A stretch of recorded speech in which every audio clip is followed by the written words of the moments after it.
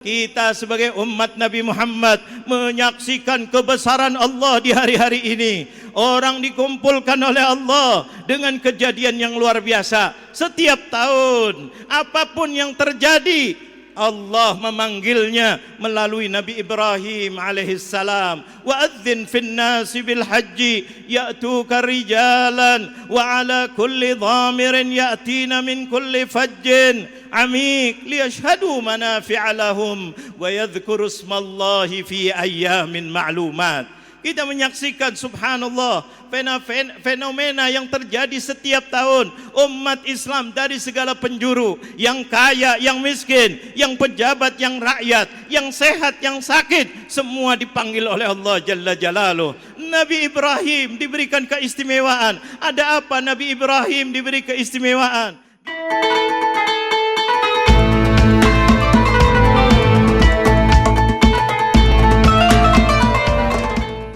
Alhamdulillah, alhamdulillahi rabbil alamin, hamdan yuwafi ni'amahu wa yukafi'u mazidah.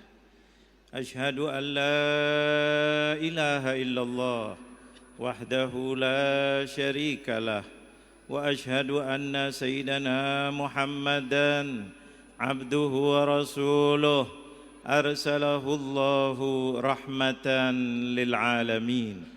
Allahumma salli wa sallim wa karrim wa azzim ala sayyidina wa habibina wa syafi'ina wa maulana Muhammad nasiril haqqi bil haqq wal hadi ila siratikal mustaqim wa ala alihi wa sahbihi haqqa qadrihi wa miqdarihil azim. أما بعد فيا عباد الله أوصيكم ونفسي بتقوى الله فقد فاز من اتقى وخاب من طغى. يقول الله تعالى في محكم تنزيله وما آتاكم الرسول فخذوه وما نهاكم عنه فانتهوا. ويقول الحبيب المصطفى صلى الله عليه وآله وسلم إنما أنا رحمة مهداة. صدق الله العظيم وصدق الرسول الكريم ونحن على ذلك من الشاهدين. معاشر المسلمين, sidang Jumat, para tetamu Allah Jalla Jalaluh yang dipanggil oleh Allah langsung di dalam Al-Quran. Ya ayyuhalladzina amanu idza nudiya lis-salati min yaumil jumu'ati fas'au ila dzikrillah. Dengarkan baik-baik kalian semuanya, ini adalah para tetamu Allah. Hadirkan diri kalian di depan Allah. Gunakan akhlak yang termulia karena ini adalah kita sebagai tetamu Allah Jalla Jalaluh. Tadi diberikan mukaddimah yang mana tadi sebelumnya khatib naik mimbar diingatkan yang diriwayatkan oleh Abu Hurairah. Untuk apa? Kalau khatib sudah naik mimbar maka bukan hanya diam liasmut. Untuk apa? Untuk merenung apa yang dikatakan oleh khatib. Dengarkan baik-baik, ini adalah amanat. Makanya khatib Jumat tidak boleh sembarangan. Khatib Jumat harus membicarakan tentang takwa kepada Allah. Tidak boleh berbicara tentang kepentingan pribadi atau golongan, ataupun menghina golongan yang lainnya. Tetapi diwajibkan usikum wa nafsi bitaqwallah. Ma huwa? Apa itu taqwallah? Imtithalu awamirillah wajtinabu nawahi. Singkatnya adalah ngikuti perintahnya Allah, ikuti perintah Allah, apapun juga kalau datangnya dari Allah kerjakan. Dan yang kedua adalah tinggalkan, jauhi larangan Allah Jalla Jalaluh. Inilah faidahnya khutbah. Makanya Allah di dalam ketika memanggil kita, idza nudiya lis-shalah, dipanggil hayya 'alas shalah. Tapi bukan itu tujuan yang utamanya, adalah fas'au ila dzikrillah. Cepatlah kalian ingat kebesaran Allah Jalla Jalaluh. Ingat bahwa ada Allah di antara kalian. Jangan yang suka berbohong tetap berbohong. karena dia bisa bohong di depan orang, tetapi Allah Maha tahu isi hatinya. Maka Allah paling benci orang-orang munafik. Kenapa? Maka diletakkan di paling neraka yang paling bawah, karena dia berbohong kepada Allah Jalla Jalaluh. Dia seakan-akan tidak mengenal Allah Jalla Jalaluh. Dia berbohong di depan orang, kelihatannya baik, kelihatannya menyenangkan, tetapi tujuannya adalah munafik, wal'iyadzu billah. Inilah Jumat, bukan sembarang khutbah. Maka khatib tidak boleh bercanda, tidak boleh berbicara yang keluar daripada topiknya, alias topik untuk mengingatkan kita kepada Allah Jalla Jalaluh. Untuk apa? Supaya semua umat Nabi Muhammad, ini hadiah besar untuk umat Nabi Muhammad. Supaya apa? Supaya keluar dari Jum'ah hatinya besar, bahwa dia di belakangnya ada Allah. Mau berbuat maksiat, malu sama Allah. Mau berbohong, malu sama Allah. Apalagi mau berbuat zalim, wal'iyadzu billah. Ada Allah. Kebalikannya, orang yang takut, janganlah takut lagi. Di belakang anda ada Allah Jalla Jalaluh. Allah bisa memutar balik segala-galanya. Allah bisa melembutkan yang keras, Allah bisa mengeraskan yang lembut. Allah bisa menghidupkan manusia, Allah juga bisa mematikan manusia. Allah yang memberikan sakit, Allah yang bisa menyembuhkan. Hanya Allah. Risalah Jum'ah, fas'au ila dzikrillah. Cepat-cepat, kalimatnya sa'i, artinya jalan cepat. Cepatlah ingat kepada Allah. Kalian untuk apa? Keluar dari Jumat, mudah-mudahan sudah diampuni semua dosanya oleh Allah. Makanya khatib, di antara syarat-syarat yang terakhirnya berdoa, minta kepada Allah Jalla Jalaluh. Siapa tahu di antara kita yang dulunya maksiat, siapa yang di antara kita yang suka bohong, siapa di antara kita yang suka berbuat zalim, keluar dari Jumat, dia sudah beristighfar, minta ampun kepada Allah Jalla Jalaluh. Mudah-mudahan permohonannya dikabulkan oleh Allah Jalla Jalaluh. Sampai khatib tidak boleh khutbah langsung seperti khutbah-khutbah yang lainnya. 2 kali Rasulullah dengan duduk sementara. Untuk apa? Renungi apa yang dikatakan oleh khatib dan bermohonlah ampun kepada Allah. Agar apa? Agar kembali kepada Allah. Keluar dari Jumat hatinya besar, tenang, karena ada Allah bersama kita. Hatinya jujur, hatinya kembali kepada jalan yang diridhai oleh Allah. Untuk apa? Bahagia kita hidup sesama manusia, bahagia kita bersama Allah Jalla Jalaluh. Makanya khatib ketika wajib mengajak kita untuk istiqomah, apa yang terjadi di situ saat itu? Kita sebagai umat Nabi Muhammad menyaksikan kebesaran Allah di hari-hari ini. Orang dikumpulkan oleh Allah dengan kejadian yang luar biasa. Setiap tahun, apapun yang terjadi, Allah memanggilnya melalui Nabi Ibrahim alaihissalam. Wa adzin fin nasi bil haji ya'tuka rijalan wa ala kulli dhamirin ya'tina min kulli fajjin amik liyashhadu manafi'a lahum wa yadhkuru ismallahi fi ayyamin ma'lumat. Kita menyaksikan subhanallah fenomena yang terjadi setiap tahun. Umat Islam dari segala penjuru, yang kaya, yang miskin, yang pejabat, yang rakyat, yang sehat, yang sakit, semua dipanggil oleh Allah Jalla Jalaluh. Nabi Ibrahim diberikan keistimewaan. Ada apa Nabi Ibrahim diberi keistimewaan? Di dalam surat Al-Quran yang disebut dengan namanya surat Al-Hajj. Surat Al-Quran tidak banyak, 114. Salah satunya adalah namanya surat Al-Hajj. Padahal rukun Islam 5, tapi tidak ada yang dikatakan surat syahadatain, surat as-salah, surat az-zakah, surat al-siyam. Tidak ada, hanya surat Al-Hajj. Pentingnya haji, di situ ada kemuliaan dan ada kehebatan yang Allah kumpulkan.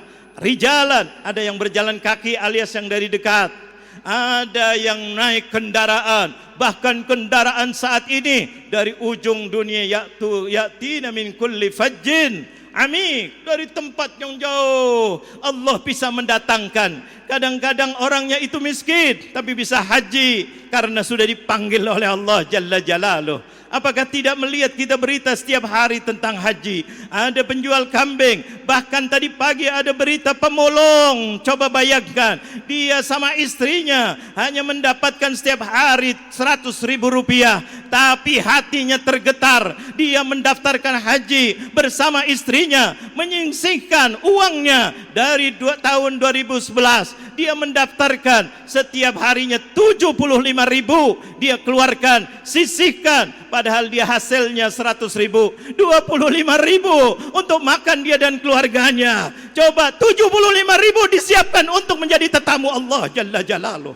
Tiap hari, tahun ini berangkat, subhanallah. Coba kita bayangkan, banyak orang lebih kaya, uangnya banyak, tapi kalau dipanggil diajak katanya belum dapat panggilan, wal'iyadzubillah. Ini Allah Jalla Jalaluh bisa menjadikan yang enggak bisa menjadi bisa. Jumat wajib mengingatkan kita bahwa Allah ala kulli syai'in qadir. Allah itu maha mampu. Allah membuat kita semangat kita dalam hidup. Tak usah kita takut dengan apapun. Takutlah hanya kepada Allah. Taatlah hanya kepada Allah. Yang lainnya kita taat kalau tidak bertentangan dengan perintahnya Allah Jalla Jalaluh. Makanya ketika itu apa yang terjadi, Nabi Ibrahim dilestarikan untuk umat Nabi Muhammad sampai hari kiamat. Di dalam Al-Quran dilestarikan karena ada kejadian istimewa luar biasa. Nabi Ibrahim bukan sembarang nabi. Nabi Ibrahim adalah Abul Anbiya, tapi bukan itu yang dimaksudkan. Nabi Ibrahim punya keluarga yang luar biasa. Sampai umat Nabi Muhammad ketika mau bersalawat, Rasulullah ditanya bagaimana nusalli alaika ya Rasulullah. Allahumma salli ala Sayyidina Ibrahim, ala Sayyidina Muhammad wa ala ali Sayyidina Muhammad kama sallaita ala Sayyidina Ibrahim wa ala ali Sayyidina Ibrahim. Kenapa yang disebut Nabi Ibrahim? Padahal yang lebih dekat dengan Nabi Muhammad adalah Nabi Isa. Bahkan setelahnya Nabi Musa dan seterusnya para nabi yang lainnya, yang disebut adalah Ibrahim dan keluarganya. Untuk apa disebut Nabi Ibrahim? Apakah kita tidak ingat perjuangannya istri Nabi Ibrahim? Apakah tidak ingat perjuangannya Nabi Ibrahim? Apakah tidak ingat anak yang mulia luar biasa perjuangannya Nabi Ibrahim? Bahkan dilestarikan untuk umat Nabi Muhammad berkorban demi untuk mengikuti, yaitu pengorbanan yang dibuat oleh Nabi Ibrahim. Apakah tidak ingat Allah melestarikan dalam Al-Quran, ya bunayya inni ara fil manami anni adbahuka fandur madza tara. Coba bayangkan Nabi Ibrahim mendapatkan wahyu dari Allah untuk menyembelih putranya, putra yang dinanti-nantikan, bukan sembarang putra, putra yang didapatkannya setelah Nabi Ibrahim sudah sepuh, menanti kepingin tiap hari pengen punya keturunan. Nabi Ibrahim tidak dapat keturunan setelah sekian lama, setelah sudah mulai umurnya sudah mulai tua, mendapatkan keturunan, yaitu anak yang soleh namanya Ibrahim, namanya Ismail alaihissalam. Coba bayangkan setelah itu hijrah ke Mekah, apa yang terjadi? Istrinya yang soleha ketika itu masih kecil, coba bayangkan, hanya dibawahi dengan bawaan bekal yang sedikit, tetapi imannya luar biasa. Wa khairuz zadi at-taqwa. Takwa itu apa kata Rasulullah? At-taqwa hahuna, iman yang ada di dalam hatinya. Maka Nabi Ibrahim diperintah oleh Allah Jalla Jalaluh untuk meninggalkan Mekah, meninggalkan istrinya, meninggalkan anaknya yang masih bayi, masih kecil. Coba bayangkan, Nabi Ibrahim diperintah oleh Allah, hatinya sayang kepada anaknya luar biasa. Istrinya fi wadin ghairi dhi zar'in, di lembah yang tidak ada pohon-pohonan, tidak ada air. Bayangkan, tidak ada air dan tidak ada pohon-pohonan makanan. Nabi Ibrahim sedih hatinya, susah, tapi perintah Allah didahulukan oleh Nabi Ibrahim. Coba bayangkan, Nabi Ibrahim taat kepada Allah, maka mau meninggalkan istrinya dan anaknya. Kemudian istrinya memanggil, ya Ibrahim, ataraktana, wahai suamiku Ibrahim, engkau tinggalkan kami di sini, aku dan anakku dengan bekal yang sedikit, sedangkan tidak ada makanan, tidak ada minuman. Nabi Ibrahim berat luar biasa.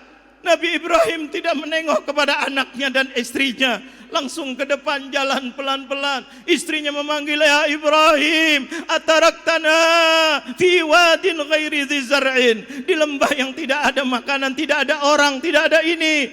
Apakah engkau tega? Ibrahim diam, berat mau menjawab, sedih. Tapi subhanallah, yang ketiga, istri yang salehah luar biasa. Ya Ibrahim, atarakna. Apa katanya istrinya?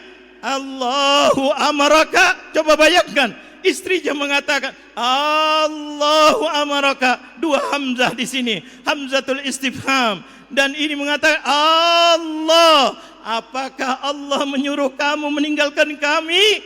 Nabi Ibrahim gembira luar biasa. Langsung menengok istrinya, melihat Allahu amarani. Iya betul wahai istriku, membikin semangat. Dilibatkan Allah di situ ada. Nabi Ibrahim semangat mengatakan kepada istrinya, Allahu amarana. Iya wahai istriku, Allah memerintah aku untuk hijrah, untuk meninggalkan ke Syam lagi. Engkau ditinggal di sini diperintah oleh Allah Jalla Jalaluh. Apa jawaban istri yang salehah?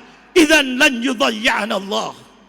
Bayangkan, ini kalimat bukan keluar dari sembarang orang, dari seorang perempuan, dari seorang pejuang yang menaruh dirinya luar biasa. Idzan lan yudhayya'ana Allah. Dengarkan kalimat ini. Kalau begitu ya Ibrahim, wahai suamiku, imdi, jalan, tinggalkan kami di sini. Allah pasti tidak akan meninggalkan kami di sini. Masya Allah. Istri, anak bayi masih tinggal, subhanallah, dengan perempuan di tempat yang tidak ada makanan, tidak ada orang, suruh tinggal di sana. Ibrahim jalan mengerjakan perintah Allah. Istri yang salehah di situ mulai berdua dengan Ismail. Akhirnya Ismail, kita tahu kisahnya bagaimana menangis-nangis karena kehausan, pengen air. Berjuang ibunya sendirian luar biasa. Naik bukit Safa. Di situ melihat kayak ada metafor guna air, ternyata tidak ada air. Ke Safa, ke Marwa, kelihatan ada air. Jalan seorang perempuan kurang lebih 450 meter, pergi ke sana tidak ada. Naik bukit tidak ada, balik lagi ke Marwa, balik lagi ke Safa, balik lagi sampai 7 kali, kurang lebih 3,5 km.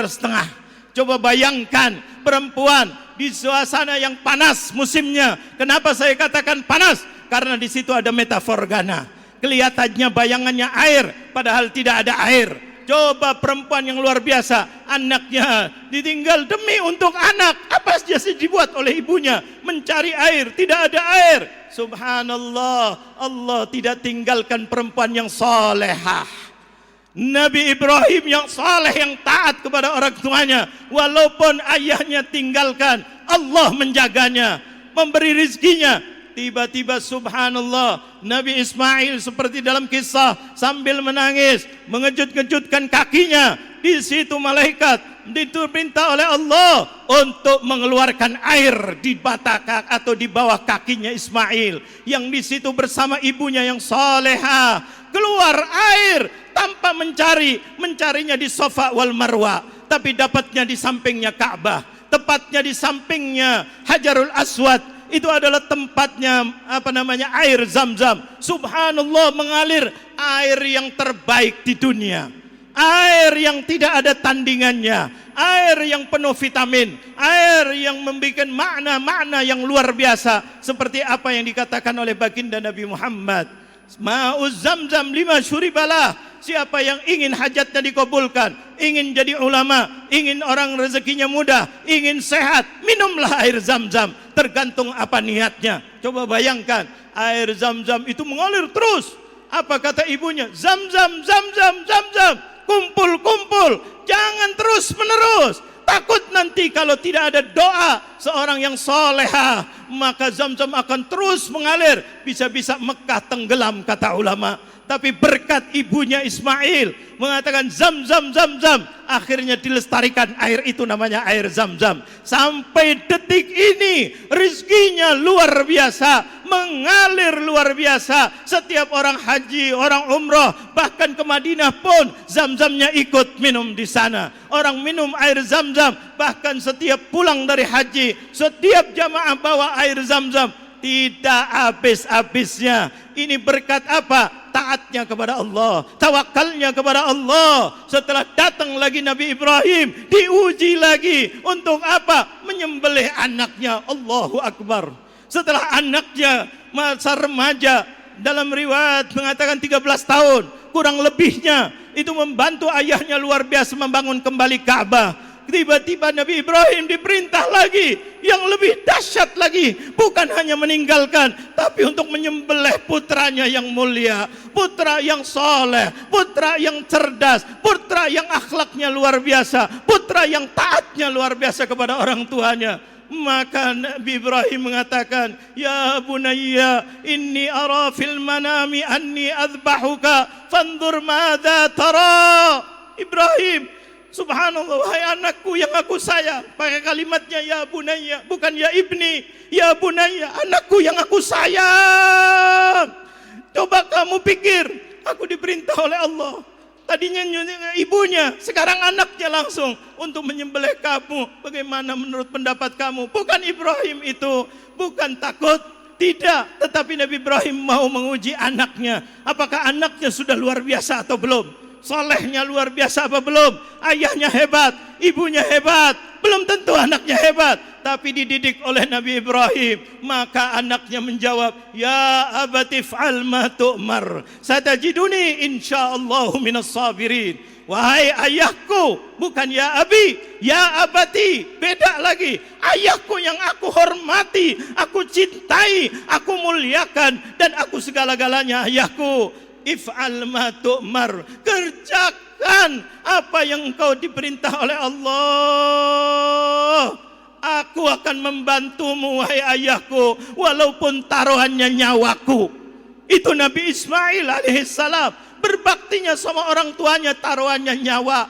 If'al satajiduni insyaallahu minas sabirin. Akhirnya Nabi Ibrahim luar biasa, tekad, istrinya sudah jelas, sudah tawakal kepada Allah. Kalau perintah Allah kerjakan, tidak mungkin Allah meninggalkan kami.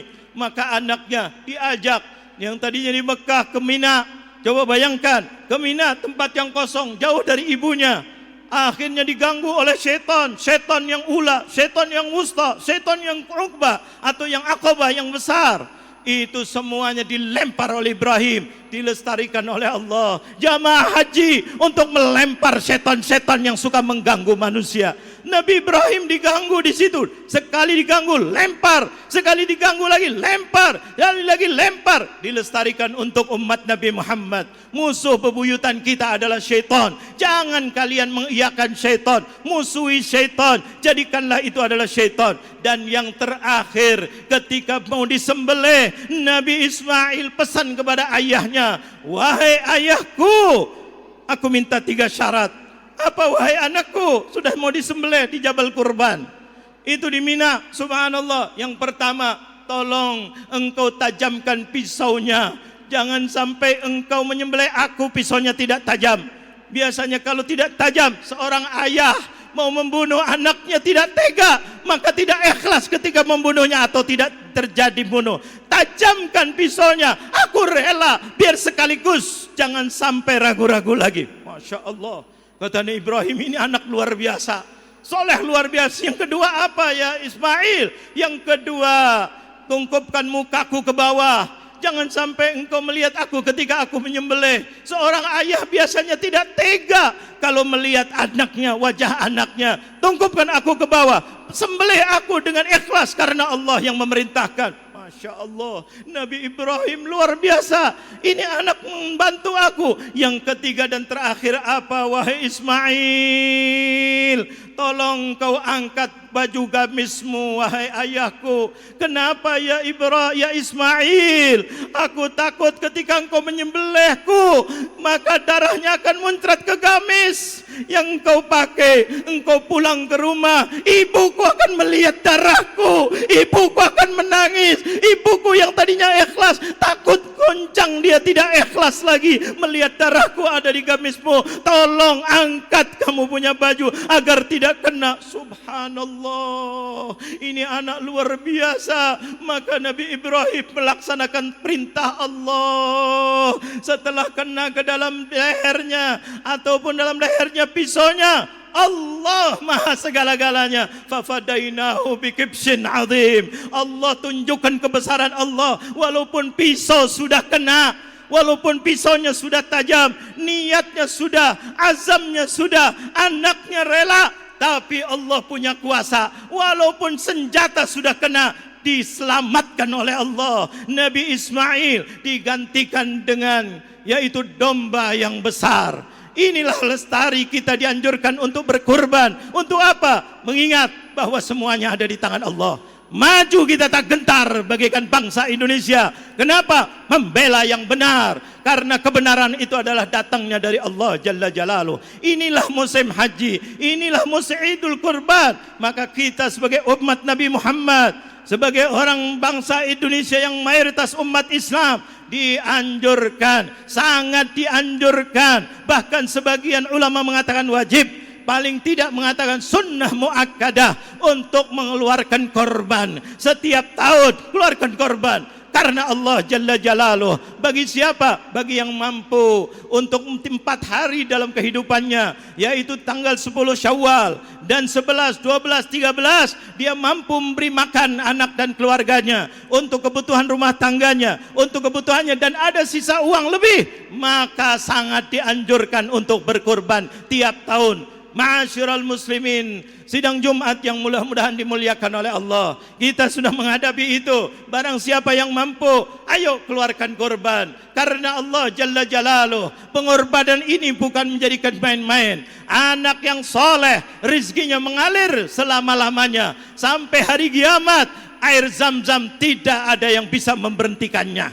Air Zam-Zam mengalir terus, dan bermanfaat luar biasa. Itulah rizki berkat pengorbanan anak yang soleh, anak yang berbakti kepada orang tuanya, istri yang soleha, istri yang membela suaminya, suami yang soleh, bisa menjadi imam yang diridhai oleh Allah. Barakallahu li wa lakum fil Qur'anil azim wa nafa'ani wa iyyakum bima fihi minal ayati wadh-dhikril hakim wa aqulu qawli hadha wa astaghfirullah li wa lakum wa lisairil muslimina wal muslimat fastaghfiruhu innahu huwal ghafurur rahim.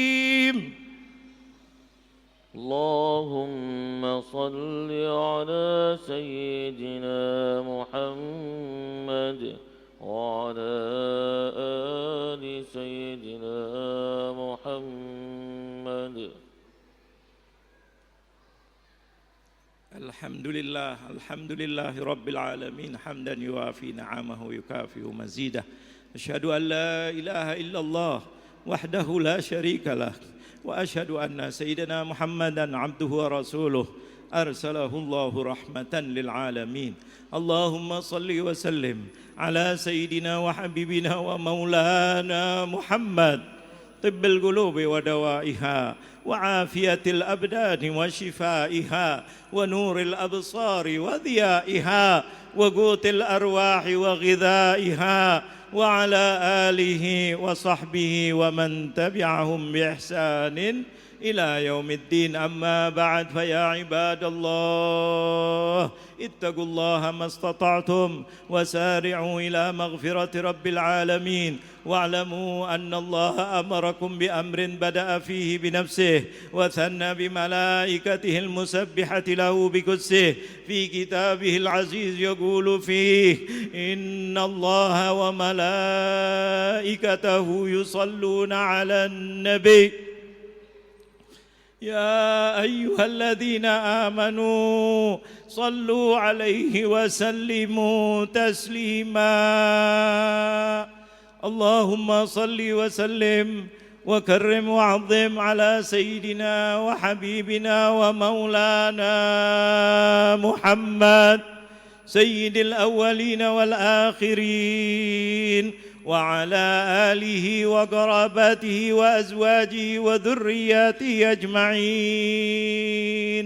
وارض اللهم عن أربعة الخلفاء الراشدين سيدنا أبي بكر وعمر وعثمان وعلي وعلى بقية الصحابة والتابعين وتابع التابعين بإحسان إلى يوم الدين وعلينا معهم برحمتك يا أرحم الراحمين. اللهم اغفر للمسلمين والمسلمات والمؤمنين والمؤمنات الأحياء منهم والأموات إنك سميع قريب مجيب الدعوات يا قاضي الحاجات. Duhai Allah, Engkaulah satu-satunya yang bisa mengabulkan hajat kami ya Allah. Ya Rabb, kami ingin husnul khatimah ya Allah. Maafkan kesalahan kami ya Allah, kelalaian kami, kesalahan kami, keserakahan kami, kezaliman kami di masa lalu ya Allah. Kami bertaubat ya Allah. Mudah-mudahan saat ini saat diijabah doa ya Allah. Ampuni kesalahan kami ya Allah. Jadikan kami orang-orang yang istiqomah ya Allah. Jadikan kami orang-orang yang bisa mengikuti jejaknya Nabi-Mu kekasih-Mu Muhammad ya Allah. Ya Rabb, lembutkan hati kami agar sisa umur kami ini bisa istiqomah di jalan yang diridhai oleh-Mu ya Allah. Bimbing kami ya Allah, jaga kami ya Allah. Kami ingin ketika wafatnya husnul khatimah ya Rabb. Mudah-mudahan Kau kabulkan doa kami ya Allah. Ya Rabb, kami juga punya negeri Indonesia ya Allah, yang saat ini makin hari makin gonjang-ganjing ya Allah. Koruptor-koruptor ya Allah, para pejabat dan para penegak hukum sebagian ya Allah, mereka mendolimi rakyatnya ya Allah. Ya Rabb, ekonomi sulit, rezeki sulit, tapi mereka merajalela dengan korupsinya ya Allah.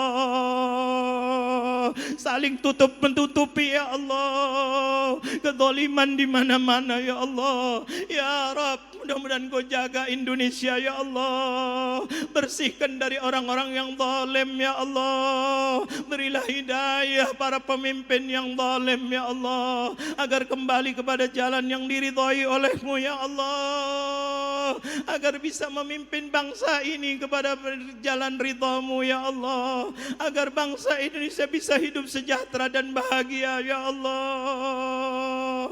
Ya Rabb, kami mohon mudah-mudahan doa-doa ini Kau kabulkan ya Allah, agar kami di Indonesia bisa tambah bersatu ya Allah. Kekuatan NKRI-nya mudah-mudahan tambah kuat, bukan tambah pecah dan tambah renggang ya Allah. Saling sayang menyayangi ya Allah, saling doa mendoakan ya Allah, saling ingat mengingatkan ya Allah. Ya Rabb, kami ya Allah, mudah-mudahan dijaga oleh-Mu ya Allah. Khususnya istri kami, jadikanlah istri yang solehah, yang membuat semangat kami untuk seperti Nabi Ibrahim, seperti baginda Nabi Muhammad ya Allah.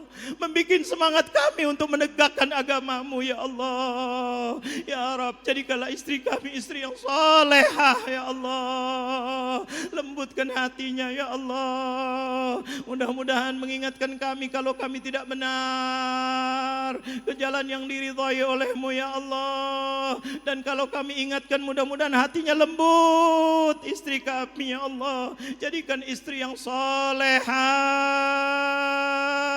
Ya Rabb, khususnya anak-anak kami ya Allah, jadikanlah lembut hatinya ya Allah. Mudah-mudahan bisa mencontoh Nabi Ismail ya Allah, menjadi anak yang soleh ya Allah, anak yang segala-galanya demi ibu dan ayahnya ya Allah. Lembutkan hati anak-anak kami ya Allah, jangan sampai makin besar makin melawan kami ya Allah.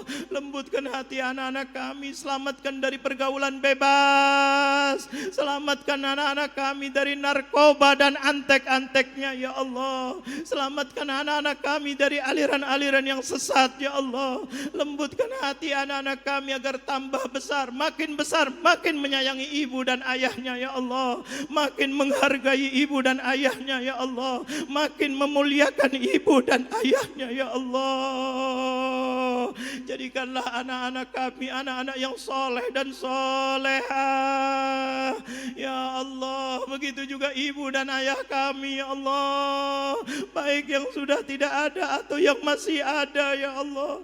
Sayangilah ibu dan ayah kami ya Allah, muliakan ibu dan ayah kami ya Allah. Kami dulu sering mengecewakan ibu dan ayah ya Allah. Ya Rabb, yang sudah wafat mudah-mudahan kuburannya dijadikan raudhah min riyadhil jannah. Yang masih hidup mudah-mudahan kami bisa menjaganya, menyayanginya, memuliakannya ya Allah.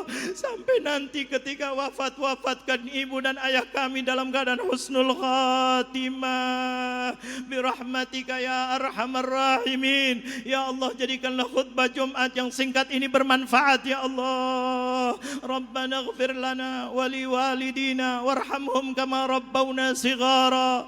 Rabbana atina fid dunya hasanah wa fil akhirati hasanah wa qina adzabannar.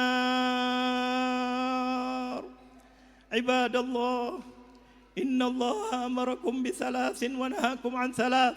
Innallaha ya'muru bil 'adli wal ihsani wa ita'i dzil qurba wa yanha 'anil fahsya'i wal munkari wal baghi ya'idzukum la'allakum tadhakkarun. Fadhkurullaha yadhkurkum washkuruhu 'ala ni'amihi yazidkum was'aluhu min fadlihi yu'tikum wa la dzikrullahi akbar.